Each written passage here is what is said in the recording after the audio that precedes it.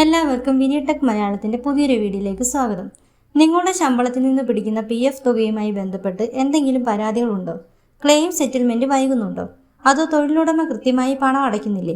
ഇത്തരം പ്രശ്നങ്ങൾ പരിഹരിക്കാനായി EPFO ഒരുക്കിയിട്ടുള്ള employee provident fund integrated grievance management system എന്ന സംവിധാനത്തെക്കുറിച്ചാണ് ഇന്നത്തെ വീഡിയോയിൽ നമ്മൾ സംസാരിക്കുന്നത്. ഈ പോർട്ടലിന്റെ ഏറ്റവും വലിയ പ്രത്യേകത ഇത് പൂർണ്ണമായും ഓൺലൈൻ ആണ് എന്നതാണ്. നിങ്ങൾക്ക് ഓഫീസിൽ കയറിയിറങ്ങാതെ തന്നെ പരാതി സമർപ്പിക്കാം. PF മെമ്പർമാർക്ക് മാത്രമല്ല, പെൻഷൻകാർക്കും തൊഴിലുടമകൾക്കും ഇത് ഉപയോഗിക്കാം. കൂടാതെ ഒന്നിലധികം PF അക്കൗണ്ടുകൾ ഉണ്ടെങ്കിൽ അവയെല്ലാം ഈ ഒരു പോർട്ടലിൽ ലിങ്ക് ചെയ്യാനും സാധിക്കും. വീട്ടിലിരുന്ന് തന്നെ നിങ്ങളുടെ മൊബൈലിലൂടെയോ ലാപ്ടോപ്പിലൂടെയോ എങ്ങനെ പരാതി നൽകാം എന്ന് നമുക്ക് നോക്കാം.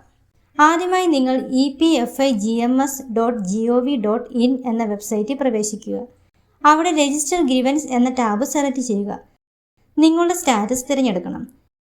ക്ലെയിം ID ഉണ്ടെങ്കിൽ യെസ് നൽകുക, അല്ലെങ്കിൽ നോ നൽകുക. ഇനി UAN നമ്പറും സെക്യൂരിറ്റി കോഡും നൽകി ഗെറ്റ് ഡീറ്റെയിൽസ് ക്ലിക്ക് ചെയ്യുക. തുടർന്ന് ഗെറ്റ് OTP ക്ലിക്ക് ചെയ്ത് നിങ്ങളുടെ മൊബൈലിലേക്ക് വരുന്ന OTP നൽകി വെരിഫൈ ചെയ്യുക. അടുത്ത ഘട്ടത്തിൽ ആദ്യം നിങ്ങളുടെ ജെൻഡർ, അഡ്രസ് എൻ്റർ ചെയ്യണം. ശേഷം സെക്യൂരിറ്റി കോഡ് കറക്റ്റായി നൽകണം. അടുത്തതായി ഏത് PF അക്കൗണ്ടിലാണ് പ്രശ്നം അത് തിരഞ്ഞെടുത്ത് ഗ്രീവൻസ് കാറ്റഗറി കൃത്യമായി നൽകുക.